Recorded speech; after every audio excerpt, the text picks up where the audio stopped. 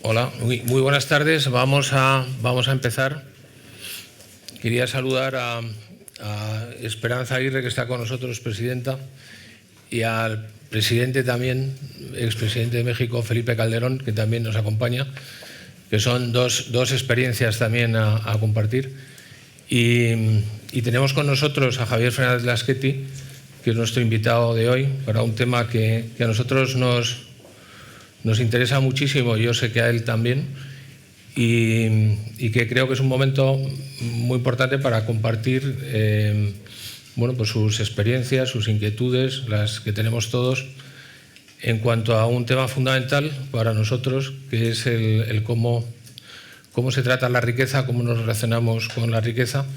Yo tenía un guión para hacer un montón de preguntas hoy, pero nuestro presidente del Gobierno me ha dado muchos más temas en esta semana, con lo cual, Javier, trataremos de incorporarlos. Pero quería explicar un poco, antes de que empecemos y antes de darle la palabra a Javier, explicar por qué estamos aquí y qué pretendemos hacer en este rato. Hemos titulado este coloquio Madrid, foco de creación de riqueza. Y bueno, pues Javier ha sido uno de los protagonistas, por supuesto con la presidenta, de un proyecto que empezó hace unos años y que ha hecho que por determinadas causas que ahora sondearemos, pues a Madrid le haya ido mucho mejor que a otros sitios, incluso con políticas que han podido ser más favorecidas, ¿no?, desde otros poderes. Para nosotros esta experiencia ya solamente haría muy interesante el poder hablar con Javier, pero quería explicar también que con Javier hemos coincidido en pensar y en profundizar en otra cara de la riqueza, que es la riqueza como base conceptual. Y ahí nos hemos encontrado los dos leyéndonos un libro, que es este libro que está aquí, que es Elogio de la riqueza, que es un libro del que luego hablaremos también, que escribió un filósofo que desgraciadamente falleció con el COVID, que es Javier Hernández Pacheco, y que es un libro que en el devenir de Avante, donde este tema, pues como sabéis, que nos seguís, que nos interesa mucho y nos preocupa mucho, pues nos encontramos tratando de buscar pues formas de poder hacer mejor las cosas con nuestros clientes, entendiendo que una parte importante de la problemática que tienen nuestros clientes es relacionarse con su dinero, y que una cosa que está muy mal es que pensar que porque tengas dinero ya tienes un punto de culpabilidad y que tienes que andar por el mundo defendiéndote de eso, ¿no? Entonces, eso es lo que aterriza, hace que estemos aquí Javier y yo. Yo ya he hablado demasiado y lo que vamos a intentar es hablar un poco de Madrid y del milagro de Madrid y de las políticas de Madrid y de qué hay que hacer para que Madrid siga. Y luego hablaremos un poco también de esa base conceptual que nos genera a los dos tanto interés y tanta curiosidad. Javier, bienvenido y bueno, explícanos tu parte de si quieres, de por qué estamos aquí los dos, y luego empiezo a preguntarte. Bueno, pues muchísimas gracias por la invitación, muchísimas gracias Santiago y muchísimas gracias a la Fundación Avante por invitarme y por lo que estáis haciendo, o sea, por el hecho de haber editado este increíblemente buen libro que yo descubrí. Yo no sabía de la existencia ni del libro ni del autor hasta que Santiago me lo regaló en el mes de diciembre, me parece, y lo recomiendo mucho, mucho, mucho. Yo creo que es de las defensas más inteligentes en realidad de la condición humana y de todo lo que eso lleva aparejado en términos de libertad y de responsabilidad, como es este libro de Javier Hernández Pacheco, editado con Deusto. Y me siento muy, muy contento de estar aquí, advirtiendo varias cosas. La primera, estoy desentrenado, es decir, puedo de repente convertirme en alguien incoherente o que no articula bien una exposición pública, porque llevo felizmente retirado de la política desde el mes de junio pasado. y por tanto ni estoy ni quiero estar en ella, ¿no? De lo que no me he retirado ha sido de los principios, de los valores, de aquellas ideas en las que creo, que las aprendí en muy buena medida gracias a Esperanza Aguirre y a lo que le vi hacer y a lo que me dio a leer, que fueron muchas cosas de ambas.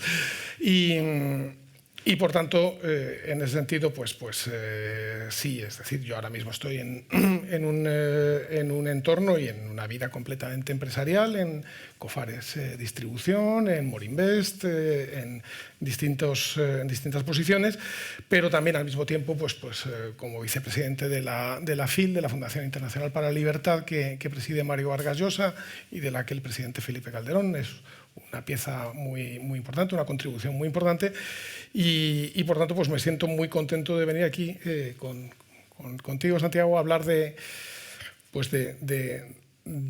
cómo la riqueza es la expresión de hasta qué punto somos capaces de hacer algo por los demás, porque si no, no habría riqueza.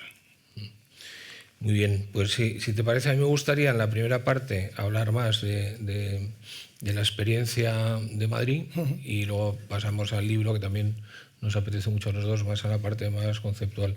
Digo, porque nos des un poco de contexto, porque nos aterrices, que nos cuentes, tú has tenido dos etapas en la Comunidad de Madrid con dos gobiernos distintos, los dos del Partido Popular, que nos sitúes un poco en tu participación en ese fenómeno cuyo resultado es tan positivo y estamos disfrutando, que han sido los últimos años, los últimos 25 años de Madrid.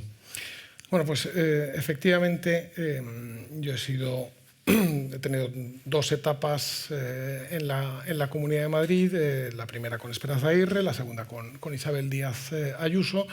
Por tanto, me siento increíblemente privilegiado y feliz de haber podido trabajar con Esperanza Aguirre y con Isabel Díaz Ayuso y haber podido de esa manera aplicar todo lo extensamente que he sido capaz, los principios en los que creemos tanto Esperanza Aguirre como Isabel Díaz Ayuso como yo mismo, que es, efectivamente, todo se puede reconducir a la idea de libertad y de responsabilidad. La primera etapa fue una etapa muy complicada, muy dura. Esperanza Aguirre me dio, lo primero, la responsabilidad sobre inmigración en el año 2007. Del 2007 al 2010 fui consejero de inmigración de la Comunidad de Madrid, en el momento que estaba empezando la crisis de empleo, la crisis que destruyó miles y miles de empleos.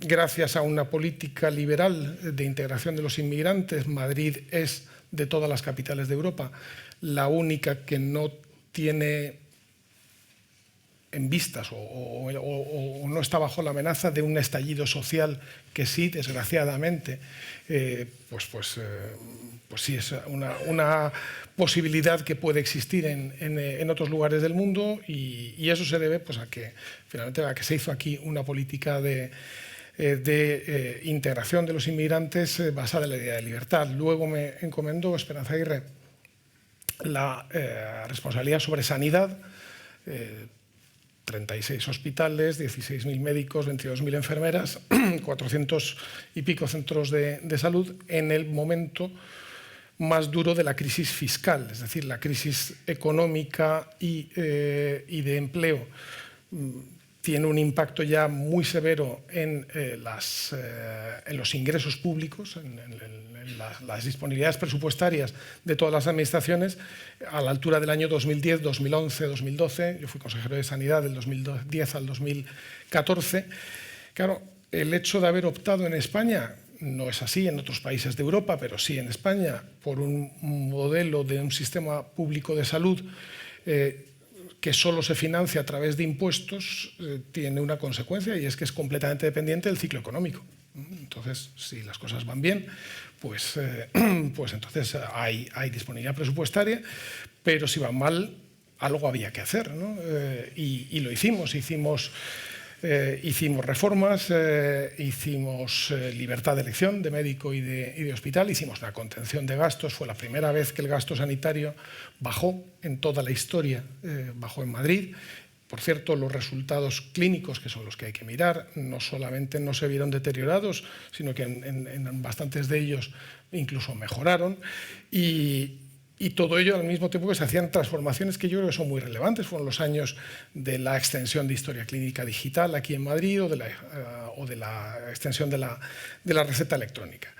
Todo eso, por tanto, en un marco de una política liberal que la empezó Esperanza Aguirre en el año 2003-2004, cuando llega a la presidencia, que hunde sus raíces en la política que había hecho José María Aznar, de cuyo gobierno formó parte Esperanza a partir del año 1996, una política que, si lo recuerdan, nada más llegar liberaliza, privatiza, un par de años después baja impuestos e inmediatamente los resultados se ven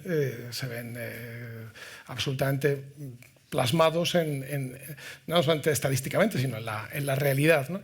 Que al final también es una visión de qué hacer y qué es lo que no hay que hacer, que tiene sus raíces inmediatas en figuras y en personalidades como Reagan y Thatcher y finalmente en toda la corriente, en todo el pensamiento liberal que arranca en la Escuela de Salamanca en la España del siglo XVI y que finalmente se proyecta a través de la Ilustración escocesa y luego ya toda la tradición y los economistas de la escuela austríaca muy fundamentalmente o de otras escuelas. Yo creo que todo eso es lo que yo aprovecho cuando Isabel Díaz Ayuso, yo me fui de la política y me pidieron que volviera y tuve la inmensa fortuna de formar parte del gobierno de Isabel Díaz Ayuso durante estos últimos 4 años. Debo decir que trabajar con Isabel Díaz Ayuso es de las cosas más maravillosas que a uno le pueden pasar, como también con Esperanza, y hacerlo en un marco tan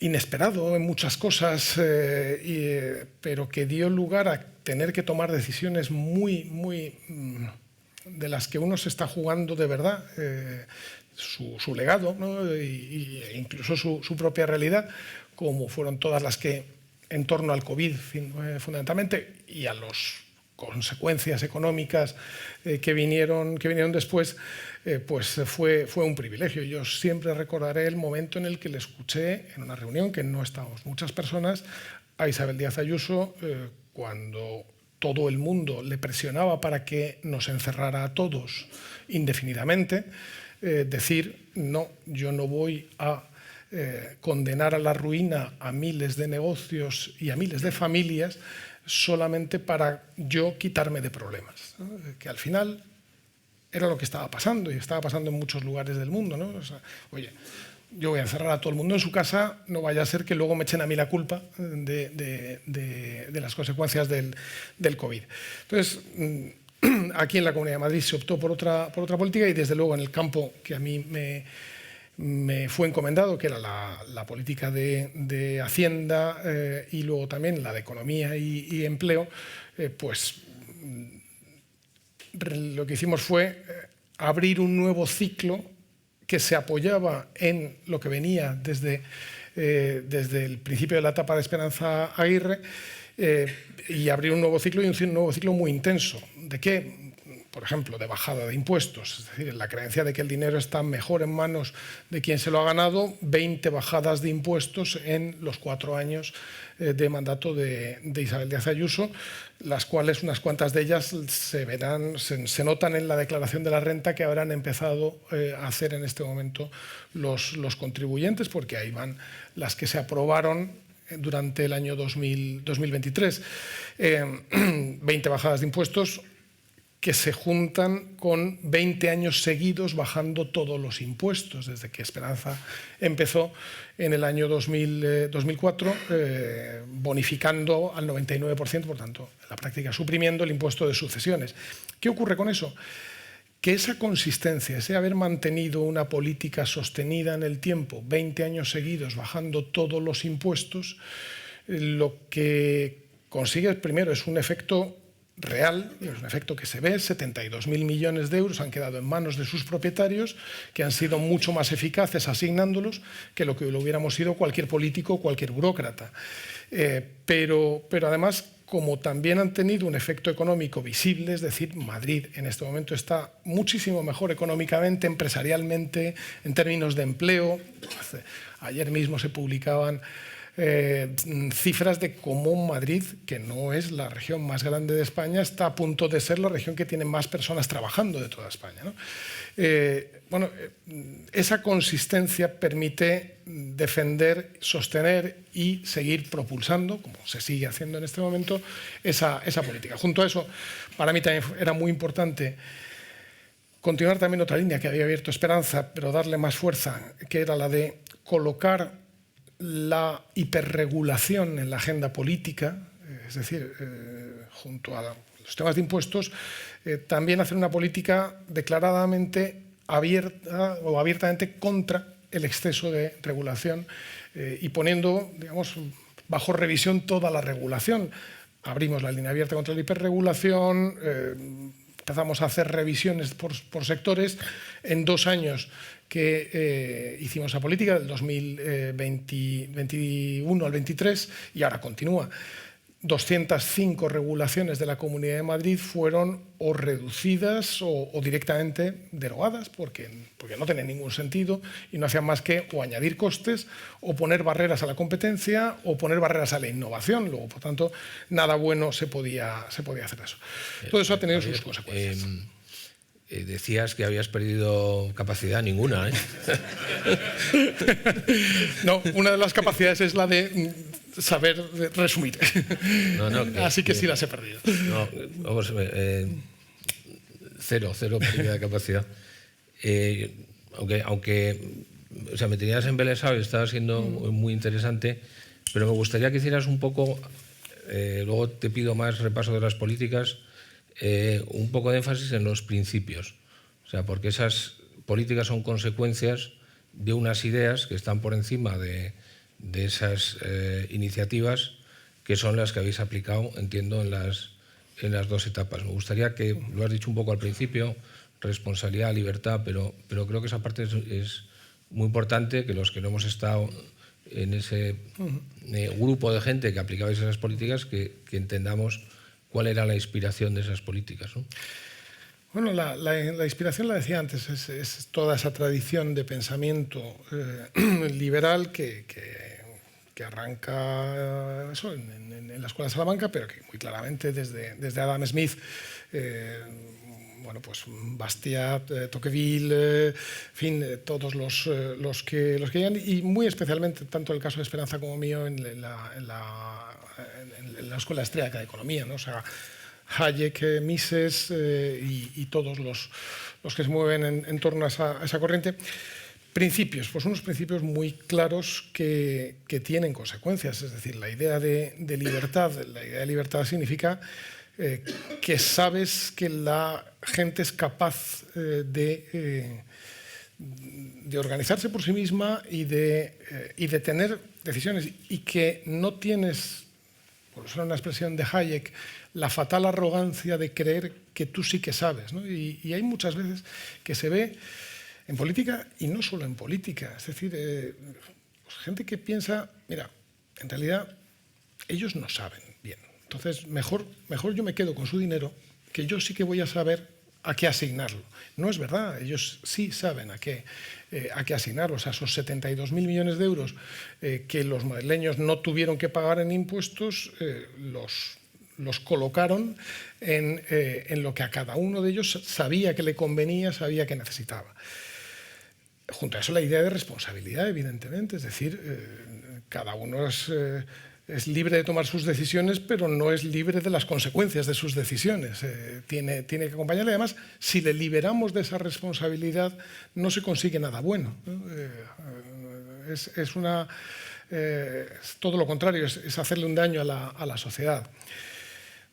La idea también de gobierno limitado, o sea, de un gobierno que no pretenda hacerlo todo. Por eso, en las ideas liberales y en el fundamento liberal hay también una parte de humildad, es decir, o sea, yo no sé cuál es la mejor hora para abrir y cerrar un comercio. Ni lo sé ni lo voy a saber nunca, porque no tengo todo el conocimiento. Hay un paper maravilloso de Hayek, que es el del uso del conocimiento en sociedad, son 5 páginas, lo recomiendo a todo el mundo, desde el año 47 me parece, y lo explica muy bien. Es imposible tener todo el conocimiento, porque hay una parte del conocimiento, que es la más grande, que no es un conocimiento de tipo académico, de tipo científico, es el conocimiento de las preferencias, de las manías, de los intereses de cada uno de los millones de seres humanos, ¿no? Luego, por tanto, ¿cómo voy a decir yo a qué hora hay que abrir o cerrar un comercio? De ninguna manera. O sea, lo sabrá el que lo abre, el propietario, y el que quiere entrar o no en él, ¿no? Por cierto, 10 años después, la libertad de horarios comerciales se hizo en Madrid en el año 2012. Yo creo que ha sido de los cambios, de ese tipo de cambios que son mucho más transformadores que la medida en sí, por lo que significa de todo, incluido de viveza de la región. Pero cuando se cumplían 10 años, en el 2022, dijimos, oye, estas cosas hay que revisitarlas, ¿no? Entonces, como cuando se aprobó la libertad de horarios comerciales, y Esperanza se acordará, decían, esto va a destruir los comercios. Bueno, pues resulta que Madrid es de todas las regiones españolas en la que menos se había reducido el número de establecimientos comerciales. En donde más se había reducido el número de establecimientos comerciales, o, casualidad, País Vasco, la que más restricciones tiene a la libertad de horarios comerciales. Decían, bueno, pero habrá menos gente trabajando en los comercios, están todos grandes comercios. Bueno, no, resulta que hay más empleo comercial que nunca. Por cierto, los mejores sueldos comerciales son en Madrid. Y ya el último argumento, si lo recuerdan, era, bueno, pero desaparecerán todos los comercios del centro de la ciudad y todo el mundo irá a los centros comerciales de la periferia. Y uno dice, bueno, entonces, ¿por qué Carrefour,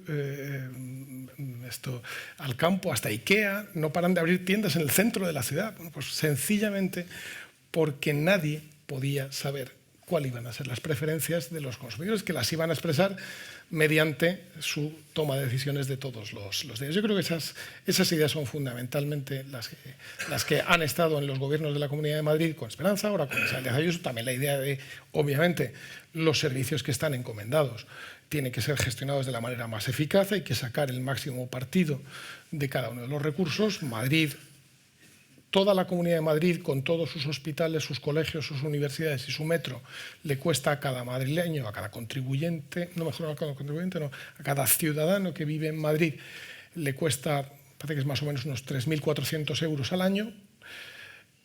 Hay comunidades autónomas que le cuestan a sus vecinos 6.000 euros al año, o 4.500 o 4.800 euros al año. Bueno, o sea, aquí se está sacando el máximo partido a cada uno de los recursos que le son extraídos coactivamente a la gente. Por tanto, tenemos la obligación de gastarlos con el mayor cuidado y sacando de cada euro el mayor partido. Te voy a hacer una pregunta que me surge, es un poco personal, pero bueno, no pasa nada, estamos todos. Yo esa era la intuición que tenía en la descripción que has hecho. Tengo la sensación de que esas 2 etapas de gobierno también han sido las 2 etapas más liberales, pongamos, del Gobierno de Madrid, que ha habido una revitalización de esas políticas en tu segunda etapa, que es el primer gobierno de Isabel Díaz Ayuso. ¿Tú has sido el nexo de unión? Es decir, ¿tú has sido el elemento y el revulsivo? Que va, sería una petulancia por mi parte, además sé que no es cierto. ¿No te buscarían por algo? No. No, el nexo de continuidad es el núcleo de ideas que empieza en Aznar, que Esperanza pone en Madrid a trabajar, que lo pone a funcionar, y además activamente defendiéndolo y haciendo, por tanto, arrastrando las críticas que eso tiene, que es lo que muchas veces, pues muchos responsables políticos prefieren. No me voy a meter en discusiones de cuestiones de ideas como si no fueran importantes, son las de verdad importantes. Entonces, es ese el nexo de continuidad. Yo soy un operario que está por ahí, vamos. Y en esa segunda fase que tenemos más cerca, ahí sí que te quiero preguntar por iniciativas concretas. Ha habido temas fiscales que han estado en el centro del debate político, que incluso han llevado a políticas contrarias y insólitas desde el gobierno central. O sea, ¿cuáles han sido las cosas que en esa última etapa, los últimos 5 años, han sido para ti más especiales? Bueno, yo creo que en el campo de Hacienda ha sido simultáneamente dos acciones. Una, esa reapertura de un nuevo ciclo y de un ciclo prolífico de bajadas de impuestos, en la idea de que hay margen y de que se debe hacer, que es que el dinero está mejor en manos de la gente que en manos de políticos o de funcionarios. Como digo, 20 bajadas de impuestos en 4 años. La principal de ellas fue la bajada de medio punto en el impuesto sobre la renta en todos los tramos. La bajada más importante que había hecho nunca la Comunidad de Madrid en el impuesto sobre la renta. También importante, yo creo que seguir avanzando, como se ha anunciado ya que se va a seguir haciendo, en la reducción del impuesto de sucesiones y donaciones, no en la línea directa, sino en la línea colateral, avanzando hasta un 25%, que ahora ya se ha anunciado que avanzará más todavía en este mandato. Y al mismo tiempo defender todo eso de un ataque que no te esperas, que es el ataque de quien no tendría por qué hacerlo, ¿no? que es el gobierno de la nación, una parte de medios de comunicación, es decir, toda esa idea de armonización fiscal, que en definitiva lo que querían no es tanto armonizar, sino es obligar a que todos tuviéramos que tener los impuestos tan altos como ellos quieren. Y esto es una cuestión de preferencias y de pluralismo, ¿no? Entonces, yo respeto mucho, me parece una equivocación, pero respeto muchísimo que haya alguien que por su manera de pensar cree que tiene que subir mucho los impuestos, ¿no? Que en vez de pagar una herencia que en Madrid, la herencia media en Madrid paga, son más o menos unos 1.000 euros o un poquito menos de 1.000 euros de impuestos, que pague 100 veces más, que pague 100.000 euros, ¿no? de impuestos. Bueno, yo creo que es una equivocación. Ahora, que lo que no podíamos admitir era que nos pretendían obligar a nosotros a hacer lo que otros quieren, ¿no? Y eso pues fue una pelea de todos los días. Yo creo que positiva en el sentido de que contribuyó. O sea, nunca se ha hablado tanto de impuestos como en los últimos 4 años en toda España. Segundo, nunca en las encuestas se había visto un grado de rechazo a impuestos como sucesiones o impuestos como patrimonio, como de hecho, el impuesto de patrimonio, que era un impuesto que siempre salía en las encuestas, como un impuesto que tenía un gran respaldo de la opinión pública. En la última encuesta que yo vi, la mayor parte de la opinión pública estaba en contra, en toda España, no solo en Madrid, lo cual, pues yo creo que es positivo.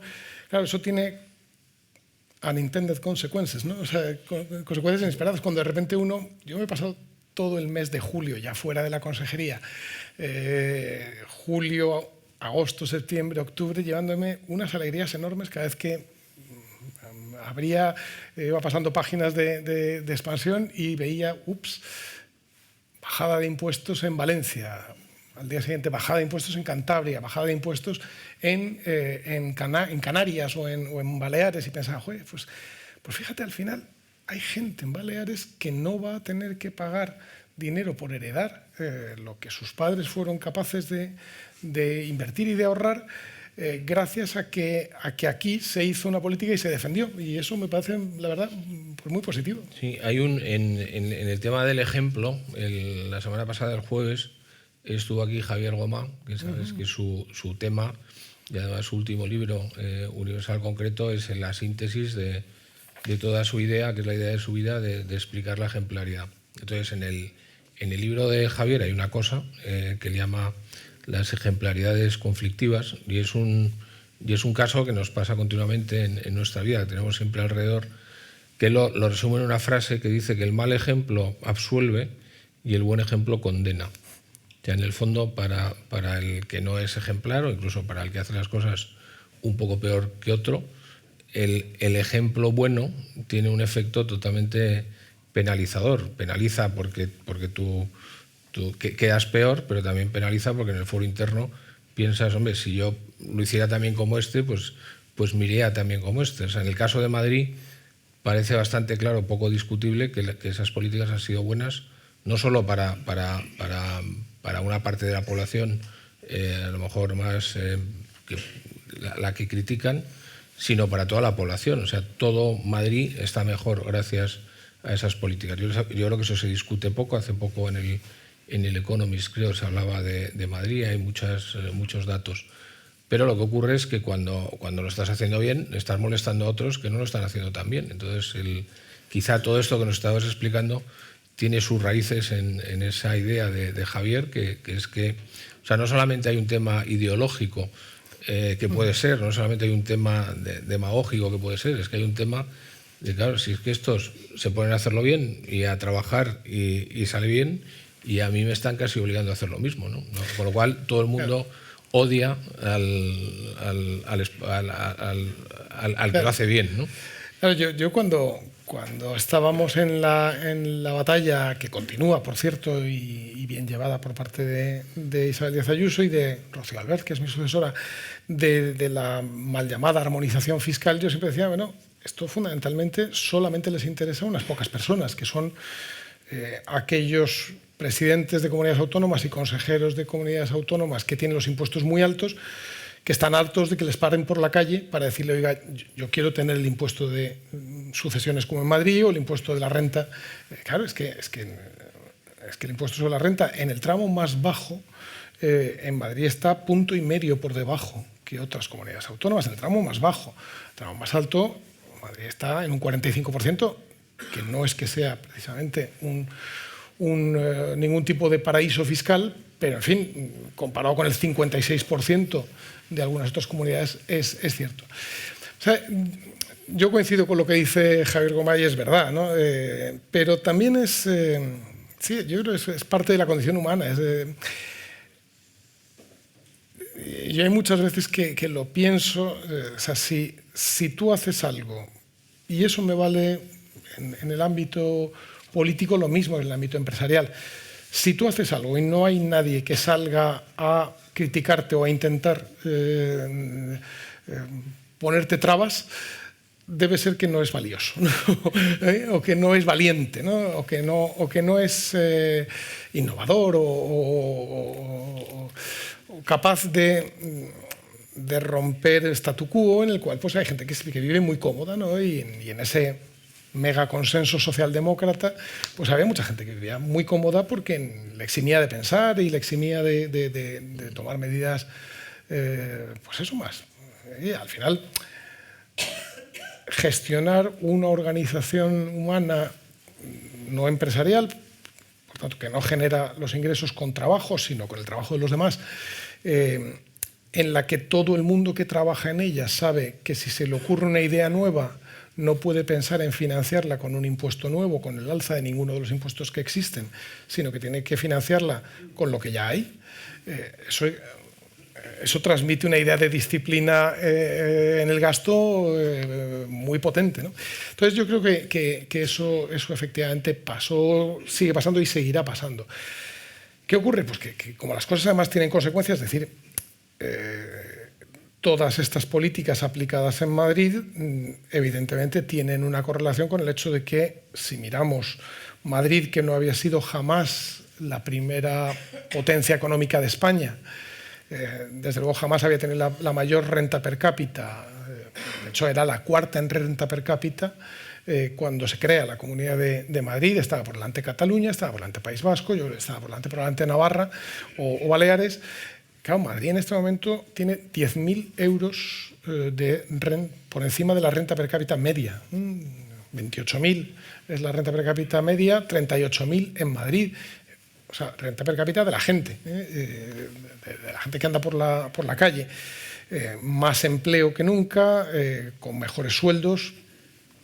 comparados en toda España, y un crecimiento económico que ha sido el doble que la media nacional. Es decir, si miramos desde el 2004 hasta ahora, el crecimiento acumulado nacional en términos nominales ha sido de un poco más de un 25%, en Madrid ha sido de cerca de un 13%. Perdón, sí.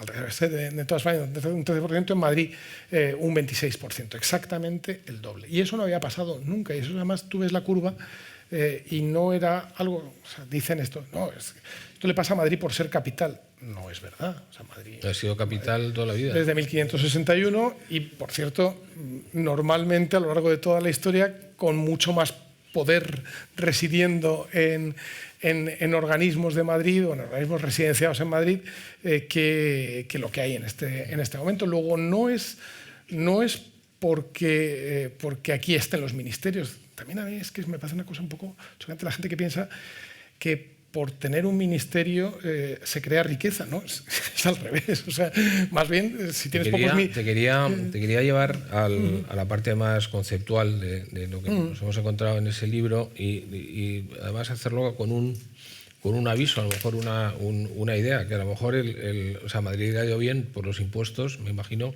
y por muchísimas cosas. Probablemente el efecto que ha tenido este ataque directo a los impuestos de Madrid ha hecho casi poner el foco en el sitio equivocado y pensar que solo va bien por bajar impuestos, ¿no? Un poco como que la curva del after fuera mágica y solo hubiera eso. A lo mejor hay otras muchas cosas mucho más conceptuales, que es lo que yo creo que son las ideas que me gustaría comentar, y no es solo bajar impuestos. Porque han puesto mucho el foco en bajar impuestos, ahora todo el mundo está bajando impuestos, si puede y si le dejan, a ver si sale igual. Yo creo que hay más sustancia, o sea, es tratar al creador de riqueza probablemente de otra manera. El impuesto es muy, muy directo, pero estoy seguro que hay más cosas. Este libro que hemos compartido y que hemos leído y que tiene muchas lecturas, de qué ideas ves tú en el libro que directamente te dan esa base conceptual de decir, estábamos haciendo esto y esto ha funcionado porque en la condición humana verdaderamente está esto, ¿no? Pues yo creo que muchas, es decir, efectivamente, o sea, no es... Y yo además nunca he defendido ni tampoco ni Esperanza ni Isabel Díaz Ayuso que exista una especie de correlación directa entre que tú bajas un impuesto y sube tanto ni la recaudación ni el Producto Interior Bruto, porque no es así, es absurdo. Ahora, lo que sí es que estás no solamente dejando una mayor proporción de la riqueza en manos de quien la ha generado, sino además expresando un mayor respeto por el hecho de la propiedad, por la institución de la propiedad.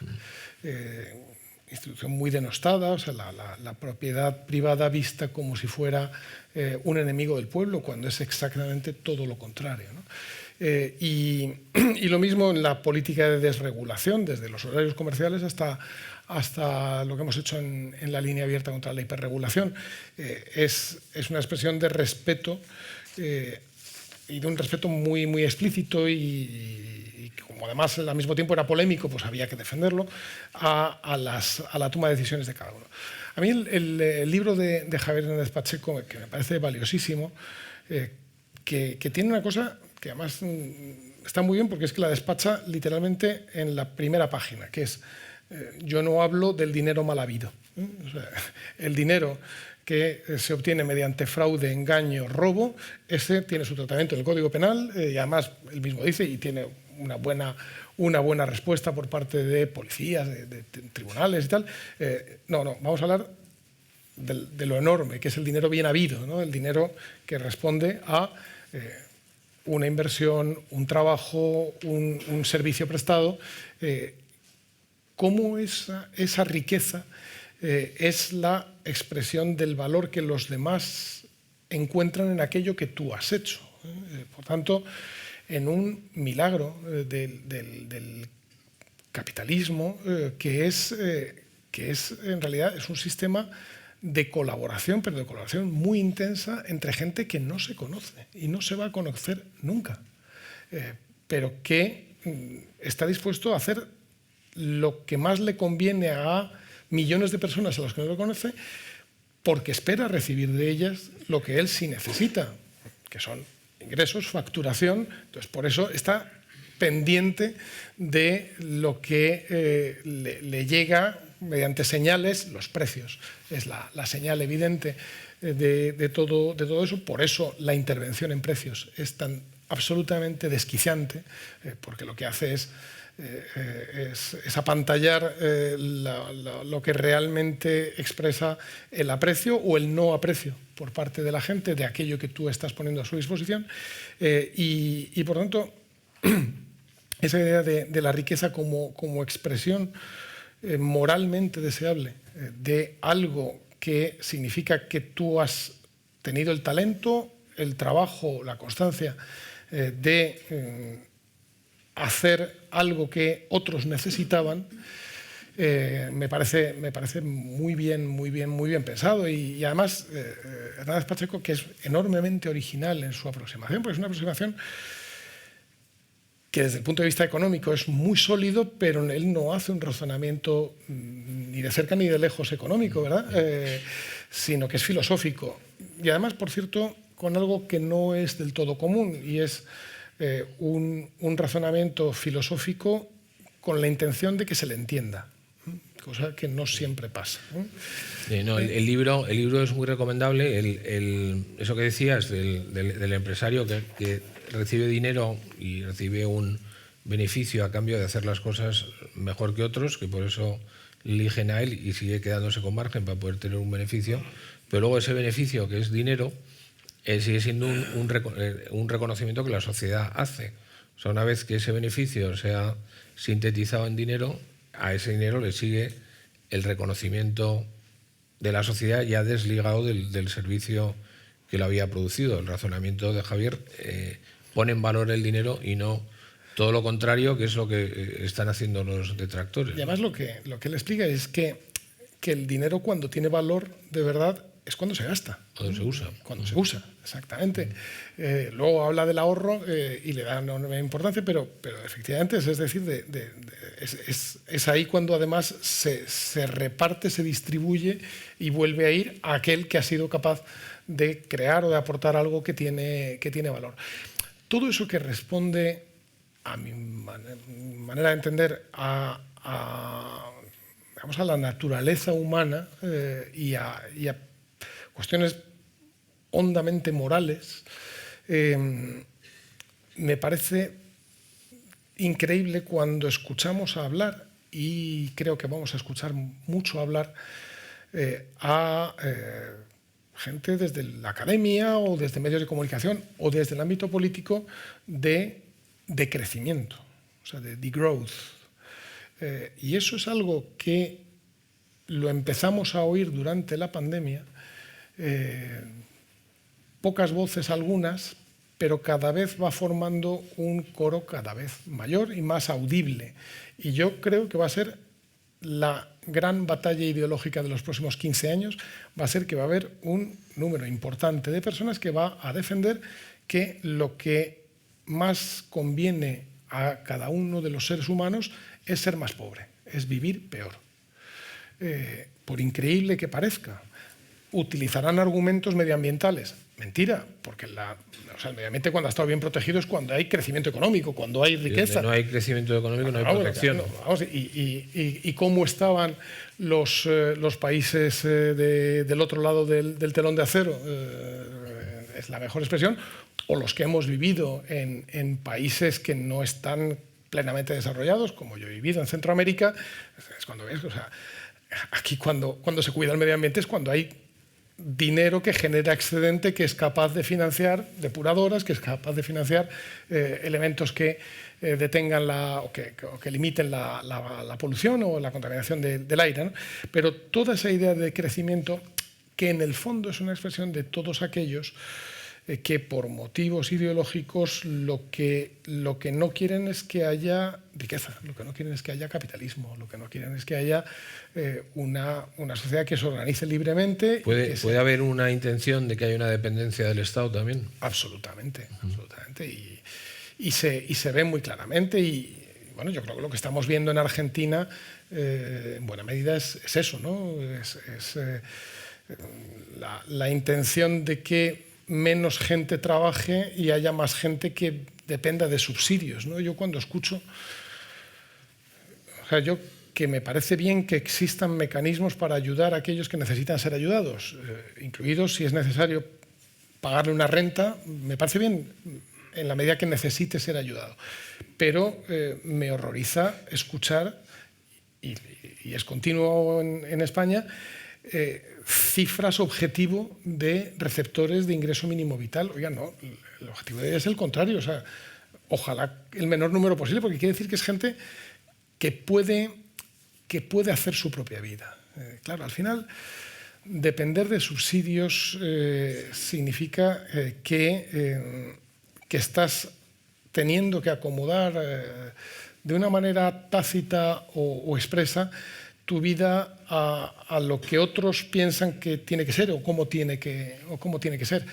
Y eso, efectivamente, lo estamos viendo. E insisto, yo creo que va a ser la gran batalla de los próximos años. El tema del ejemplo, que me gustaría volverlo a traer, del buen ejemplo, en el fondo en una sociedad subsidiada, pero con libertad, un poco el modelo probablemente más europeo, donde pueden convivir de una forma un poco más gris todas las opciones. Yo me quiero subsidiar y me subsidio, pero hay un cierto espacio para que pueda haber todavía proyectos y pueda haber asunción de responsabilidad y retornos adecuados, con lo cual, bueno, pues puedo hacer crecer mis recursos, puedo ir a una posición más desahogada, ser más rico, a pesar de que la sociedad esté manejando como en la socialdemocracia europea, que todos, como decía, era Hayek, ¿no? Socialistas de todos los partidos,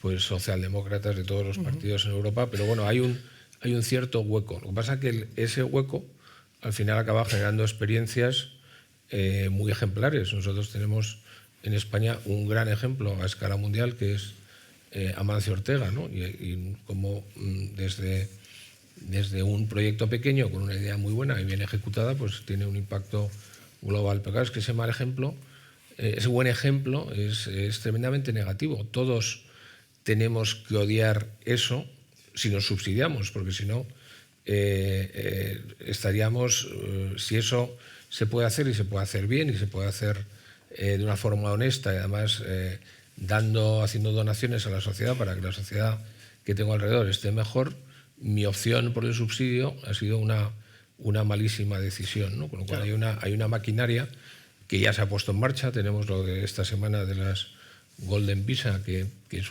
ya ha quedado como concepto.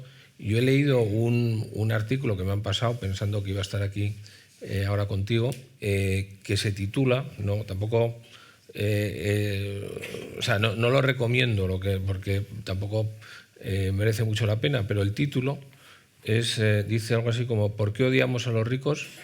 Y luego dice, y con razón. Yo cuando veo este título digo, bueno, a lo mejor es un chiste, pero lo malo es que no es un chiste, o sea, que te lees el artículo y justifica que a los ricos hay que odiarles porque son arrogantes, porque en el fondo son ese reto que tenemos y que al final nos están culpabilizando, pero el argumento está muy claro. Dice, y además esto lo sabemos desde siempre porque hemos visto 3 series de televisión, que son Dallas, Dinastía y Falcon Crest. O sea, está claro que tiene bases muy sólidas. Autoridad. Tiene bases sólidas, entonces ante eso. Pero aparte del decrecimiento, que estoy absolutamente de acuerdo contigo, vamos a una etapa de ataque directo, de culpabilización, que eso es lo que hace muy bien Javier, ¿no? Lo primero que dice en el libro es, si usted tiene la sensación de que quiere ser rico, no se preocupe, que usted está bien, no está mal. Claro. Lo que pasa es que nos están empezando a decir que lo contrario. Y además es, ¿no?, lo que ha querido la humanidad en toda su historia, todos los que han formado parte de ella. Y o sea, ese tipo de visiones como las que tú dices, aparte del componente de resentimiento social que pueda existir, que es algo que lo vemos con mucha frecuencia y es muy destructivo. Manejado el rencor y el resentimiento como palanca de apoyos políticos o de apoyos electorales, tiene también una parte de un desconocimiento total y absoluto, deliberado, de la evidencia de lo que es una sociedad libre y una sociedad en la que haya eso, propiedad, riqueza, en un marco de libertad. Y ojo, lo importante es sin privilegios otorgados por el poder público, que eso es lo que sí que marca una diferencia. Ahí es donde se tiene que ser inflexible. Es decir, el poder público no le puede colocar a nadie en mejor posición que a sus rivales, que a sus competidores, ¿no? Pero si hay competencia, entonces lo que no va a haber es una especie de sociedad estática en la que las mismas fortunas continúan década tras década, siglo tras siglo, y basta mirar en una sociedad como la española, y ni te cuento en una sociedad como la británica o mucho más todavía en la norteamericana. O si miráramos ahora la irlandesa, ni te cuento, ¿no? Es decir, precisamente el carácter dinámico de la actividad, el que sea constantemente hecha todos los días la distribución de preferencias de cada una de las personas, hace que nada sea permanente. Es decir, lo único que permanente hay es que dependes de lo que los demás aprecien, tu trabajo, tu producto, tu servicio. Y eso me parece muy importante. Has mencionado a alguien que es muy importante y que merece todo el reconocimiento y todo el aplauso, que es Amancio Ortega. Y a continuación, mucha gente dice sí, porque dona aceleradores lineales de radioterapia para los hospitales públicos. Fenomenal, es verdad, y es maravilloso que lo haga, y es muy de agradecer, como ahora positrones para tratamiento de cáncer. Pero hay una cosa muchísimo más importante, y es cómo ha hecho crecer el valor de su acción. O sea, esa era su responsabilidad. Su responsabilidad era hacer crecer el valor de su acción. ¿Por qué? Porque hubo gente que compró acciones en el año 2001, cuando salió a bolsa, y que ahora es, no me acuerdo ahora mismo el múltiple, pero me parece que son 20 y tantas veces más rico, en la medida en la que invirtió. Pues ahora mismo es 20 o no sé si más veces ha crecido su riqueza. Ha generado empleo y ha pagado impuestos. Efectivamente, por supuesto, todo eso ha generado riqueza, ha generado empleos, ha generado toda una serie de externalidades positivas, todas ellas, que son las que verdaderamente contribuyen. Y eso lo explica bien Javier en el libro, como también la idea de que al final la riqueza es algo, y sé que eso es algo que a ti te gusta mucho y que hila mucho con la filosofía de esta casa, de Avante, con tu biografía, ¿no? Con lo que quieres que sea tu vida, ¿no? Y con lo que estás pensando de tu vida para el futuro, y en tu vida incluyes también a tu familia, a tus herederos, a tu mujer. Por cierto, una cosa interesantísima que dice Javier Hernández, que es una aproximación que yo desde luego no la había visto en ningún otro sitio, es hablando sobre las sucesiones. Dice, bueno, hay gente que dice esa no es una manera de adquirir riqueza que se derive del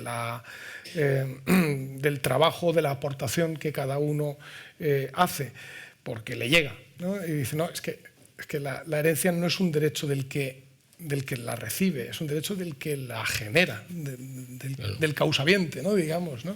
Que tiene derecho. Es un gran incentivo, claro, para que se esfuerce. Y es verdad, y en todos los magnitudes, en todos los tiempos, uno de los principales motivadores para tratar de hacer una obra empresarial, que puede ser un comercio o puede ser una multinacional, lo más grande, lo más pujante posible, ha sido porque porque quiero transmitírsela a mis hijos, ¿no? Y esa idea de trascendencia a través de lo que tú haces me parece muy valioso.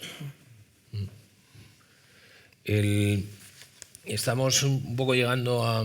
Yo calculaba llegar a la hora de ponerse el sol, que es muy bonito en la terraza donde tenemos el cóctel, pero no quería estar un rato todavía contigo.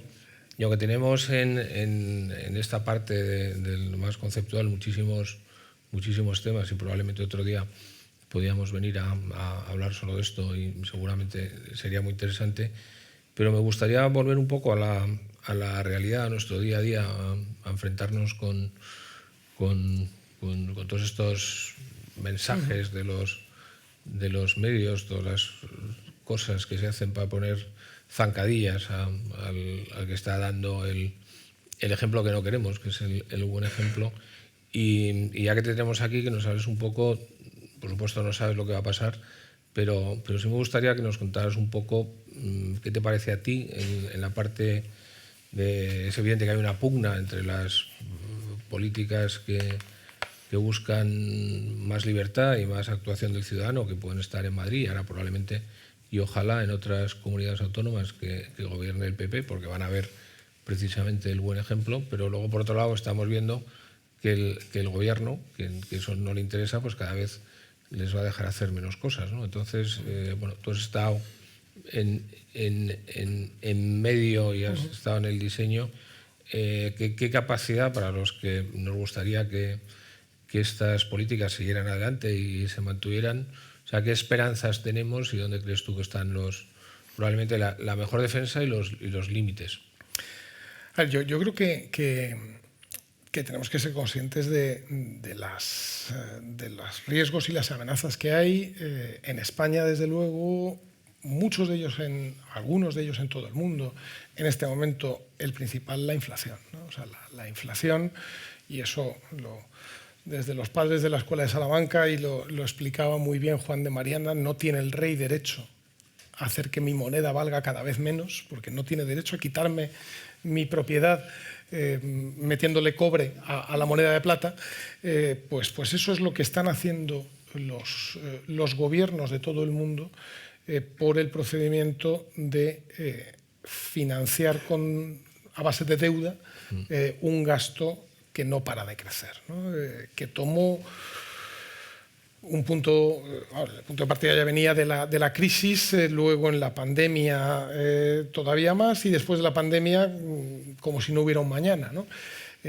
Lo explica, por cierto, muy bien Javier Hernández también en el libro, cómo esa creación de dinero no respaldada por trabajo, sino que es finalmente porque el gobierno se inventa un dinero por el procedimiento de ir a la ventanilla del Banco de España o de cualquier... Bueno, lo malo quizá no está tanto en la creación de ese dinero, que es un tema más de teorías, sino en cómo das ese dinero. Claro. Si tú das ese dinero bueno, pues una forma de dar ese dinero es bajar los impuestos. Claro. Pero si tú lo das a gente que quieres que haga cosas que no son rentables, ahí es donde tienes el problema, ¿no? Claro. Se está destruyendo muchísimo. Sin duda. Y está generando inflación. Es la causa de la inflación. O sea, ¿por qué hay inflación? O sea, es evidente. En cuanto los gobiernos se ponen a repartir cheques por millones durante la pandemia, pues se produce inmediatamente lo que ya Milton Friedman había explicado muy bien en la crisis de los 70, que es el crecimiento de la inflación. En ese sentido, la deuda de España me parece especialmente preocupante. Es decir, la deuda de España ya es de más de 1,5 billones, pero billón de los nuestros, no billions, que ha crecido el último año en 71.000 millones de euros. Ojo, el año pasado que la recaudación creció muchísimo. O sea, eran años, los 3 últimos años, han sido años en los que propiamente se debería de haber reducido la deuda porque la recaudación había crecido en buena medida por causa de la inflación. Lejos de hacer tal cosa, la deuda no ha parado de crecer y eso es un desastre, ¿no? Y por supuesto, evidentemente, tiene su impacto en tipos de interés. Claro, hoy vemos el gobierno norteamericano, que también es de mucho gasto y de mucha deuda, vemos que la inflación no baja, luego por tanto no van a bajar los tipos de interés previsiblemente en un tiempo que vamos a ver cuánto es, y no lo harán mientras los gobiernos sigan generando la que yo creo que es la burbuja de verdad que hay en este momento en el mundo, que es una burbuja de deuda pública y que es enormemente peligrosa. En ese sentido, oye, pues la Comunidad de Madrid, en la medida que le corresponde, ha hecho lo contrario, es decir, tiene la deuda más baja de España, tiene un 12% nada más, 2 puntos menos que hace 3 años de deuda, 4 mejoras de calificación crediticia en los últimos 4 años por parte de las agencias, o sea que sí se pueden hacer las cosas bien y al mismo tiempo, oye, que sigan funcionando los hospitales y el metro y los colegios y las universidades. O sea, a mí me preocupa eso, me preocupa también en el caso de España la hiperregulación de todo, el ir añadiendo capas y capas y capas de regulación, muy en particular en el mercado de trabajo. O sea, creo que lo que se está haciendo en el mercado de trabajo va a terminar teniendo unas consecuencias terribles en términos de destrucción de puestos de trabajo, a base de ir haciendo cada vez más caro y por tanto más difícil la contratación, ¿no? Y eso va a perjudicar mucho la idea de reducir el tiempo de trabajo porque lo ordena el gobierno, cosa que probablemente me temo que veremos este mismo año. Lo que va a generar, por supuesto, es una caída de la productividad, si no termina generando también una caída en el empleo. Yo creo que la línea tiene que ser la contraria, es decir, es reducir la regulación. La Comunidad de Madrid está en eso, otras comunidades autónomas. Andalucía ha hecho un par de paquetes fuertes de medidas desreguladoras. Bien, es cierto que además venía de una situación en la cual tenía, como se diría, mucho margen de mejora, pero ha hecho dos avances de desregulación muy potentes, de reducción de carga regulatoria, que por tanto permite al que invierte, al que tiene ya establecido su negocio o al que está pensando dónde establecerse. A mí esta misma semana o hace pocos días salían las cifras de inversión exterior. Joder, que la inversión exterior haya caído en un año en España un 23%, eso impresiona. Y eso, claro, si tú ves, oye, si llevas un año diciendo voy a hacer un impuesto llamado a las grandes fortunas, que es decir, un impuesto al que ahorra e invierte, no al que se lo gasta, sino al que ahorra o invierte, bueno, pues no te extrañe que haya gente que diga, pues mira, yo ya puestos entre un sitio y otro, yo siempre he dicho, yo creo que ese impuesto que es profundamente destructivo, que yo creo que es profundamente inconstitucional, diga lo que diga el actual Tribunal Constitucional, ese impuesto lo que iba a tener efecto sobre todo es en hacer que gente que eventualmente hubiera podido invertir en España o empresas que se hubieran podido instalar en España prefieran hacerlo en otro sitio donde, entre otras cosas, no vayan a tener. Recordemos que ese impuesto no existe en ningún país de la Unión Europea y todos lo tuvieron y todos lo quitaron. ¿Por qué? Pues es evidente, porque era destructivo. Macron, hubo un momento, hace como 10 años, todavía gobernaba, un poquito más de 10 años, todavía gobernaba el anterior presidente francés, que de repente Miami se llenó de franceses. ¿Por qué? Bueno, porque huían del equivalente al impuesto de grandes fortunas. Y Lisboa también. Claro, y Lisboa, exactamente. Entonces, yo creo que en esa línea es terrible.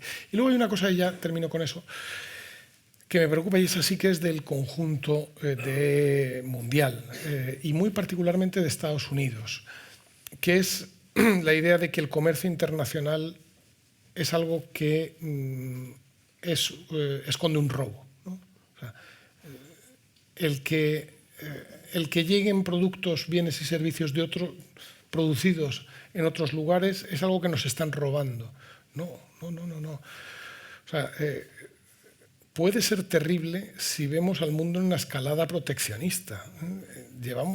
porque nos hemos desacostumbrado. O sea, el mundo lleva felizmente desde los años finales de los 70 en una escalada de apertura, de mayor comercio internacional, de globalización, y eso lo que tiene son unas consecuencias increíblemente favorables para todo el mundo, para los países más avanzados y para los menos avanzados.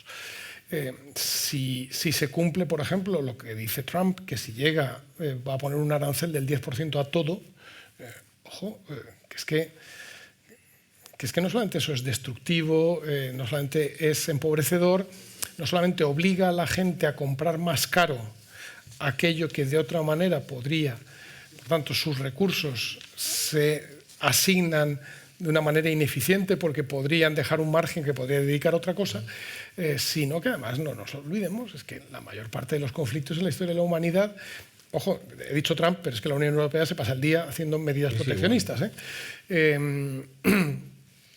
Todo ese proteccionismo, lo que no nos olvidemos, o sea, la mayor parte de los conflictos de la historia de la humanidad y desde luego de la de Europa han sido derivados de poner trabas, problemas, barreras al comercio, al intercambio, a lo que libremente quiere y busca la gente. Javier, yéndonos a un tema mucho más local y más inmediato de esta semana, que te lo tengo que preguntar,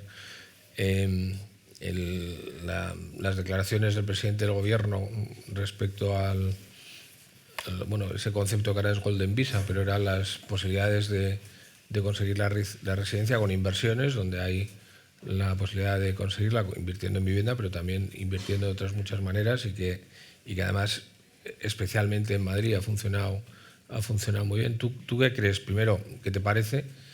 ¿A qué se debe? Y segundo, ¿qué puede pasar, ¿no? Bueno, yo creo que es lanzar un mensaje hacia afuera de, en realidad nos queremos. O sea, si no venís, mejor, ¿no? Y vuestro dinero, quedároslo vosotros o mandarlo a Irlanda o a Estonia o a Portugal. Por cierto, Portugal equivocadamente en los últimos meses había empezado una política también de reducir las ventajas fiscales a los que se instalaban desde fuera. Nos estaba dando una oportunidad. Bueno, o sea, es el momento, si tú, en fin, no digo rival, pero en fin, si el que tienes al lado estaba haciendo una cosa mal, pues aprovecha para hacerla tú bien, ¿no? Pues todo lo contrario, ¿no? Y además, parte de una concepción profundamente equivocada técnicamente y filosóficamente. O sea, técnicamente dicen, no, es que no hay derecho a que se les quiten todos sus impuestos. No, vamos a ver, estamos hablando de gente que no está. Por tanto, todo lo que traiga y por tanto todo lo que tribute, y tributará en impuestos sobre valor añadido y en impuestos sobre la renta y en los 17.000 impuestos que tenemos encima, todo eso es nuevo, es añadido, ¿no? Entonces no es que tú le estés quitando un impuesto, es que estás ganando todo lo que trae una persona, una empresa o un grupo de personas que se instalan. Y por cierto, pues claro, las empresas cuando, y aquí hay mucha gente que lo sabe, que lo ha vivido, ¿no? Cuando toman decisiones de dónde instalarse, empiezan a hacer cuadros y matrices de comparación, y uno de los puntos que comparan es cuánto va a tributar la gente de mi compañía aquí o aquí o aquí, ¿no? Ellos personalmente, físicamente, ¿no?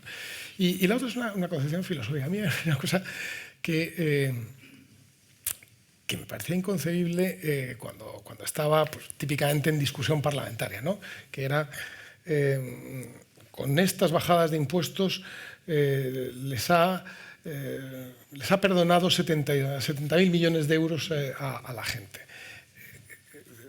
No, o sea, si es que es al contrario, o sea, el dinero es suyo. O sea, quiere decir que no se lo he quitado, pero no es que, o sea, es esa mentalidad conforme a la cual la riqueza es de quien no la ha trabajado, de quien no la ha ganado, sino de quien se la agarra y se la queda y le deja un poquito para que, bueno, para que pueda manejarse con sus gastos, ¿no?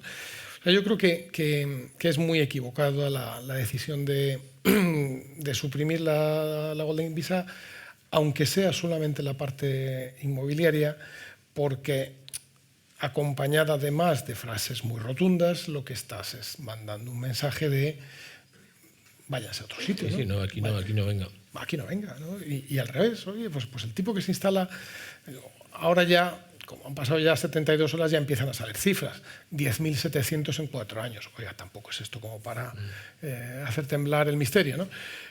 Principalmente chinos, rusos, norteamericanos y ucranianos, que además principalmente los que se han acogido a Golden Visa por inversión inmobiliaria ha sido en lugares de residencia más bien de vacaciones, es decir, no en San Cristóbal de los Ángeles, vamos, para entendernos, ¿no? En Marbella, en la costa de Málaga, de Murcia, de Valencia.